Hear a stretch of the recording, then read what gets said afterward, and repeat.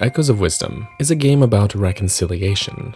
On the surface level, there is the mending of rifts and the healing of the land, but it goes deeper than that. We have the literal reconciliation of the two Zora tribes, unifying the beast-like River Zora who debuted in the very original Legend of Zelda, with their more elegant Sea Zora counterparts, who became the more popular interpretation of the race in Ocarina of Time onwards. Lore is reconciled in many ways, as the game exists on an expanded map from the one we saw in A Link to the Past and A Link Between Worlds, with us being able to explore beyond those games' borders, and finding that races like the Gerudo and Gorons, who seemingly vanished in this timeline post-Ocarina of Time, were still around, but farther out than we ventured in that classic title. The game is all about building these bridges, and not just bridges made of beds and water blocks, but bridges between old games and older games, bridges between old games and newer ones. Coupled with these classic elements is a game design philosophy that strips away limitations like the Wild Era games, but paired with the narrative structure that classic games used to lean on. The Zelda team is reconciling with their old-time fans and building a figurative bridge between the two distinct styles of Zelda games. It's beautiful, but they missed one crucial feature.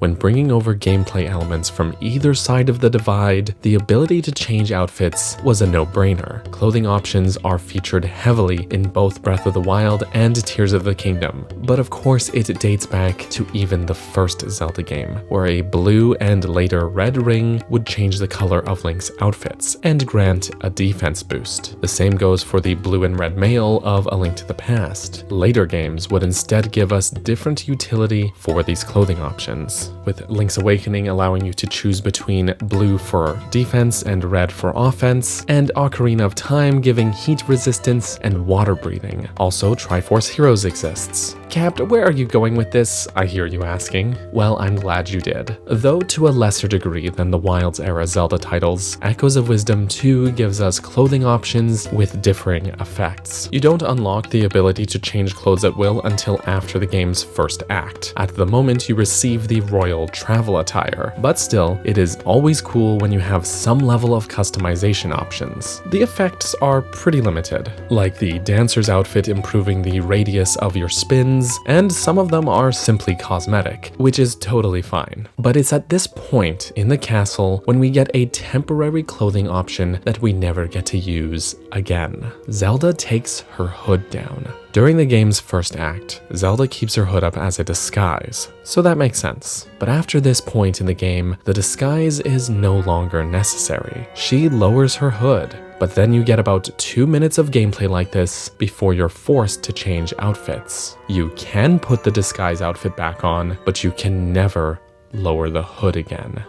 So why does this matter? Well, Tears of the Kingdom had a lowered hood option, and I love the look. And clearly Nintendo knows it's a good look too, because on the box art, promotional images, and most official renders, they constantly portray Zelda with her hood down, and it suits her. Now, the travel attire is good too. The boots and high pony fit with her regal but still somewhat practical sort of look. But there's something about this fit that just works. And I wish I could play like this for longer. I want to play in the outfit that they show on the game's box art. Is that so bad of me? It wouldn't break anything, it's modeled, it's in the game already, albeit briefly. Why can't we have this for longer than those 2 minutes and this handful of cutscenes? This is even something I talked about a bit during a recent livestream of the game when I got to that point. Here's a thing, here's some food for thought. This is the only part of the game where you can play as Zelda with her hood down in this outfit. Why can't we do that more? Why can't that be an outfit option? It's a good look, I think. I don't know, I like the hood down, but still you get the cape.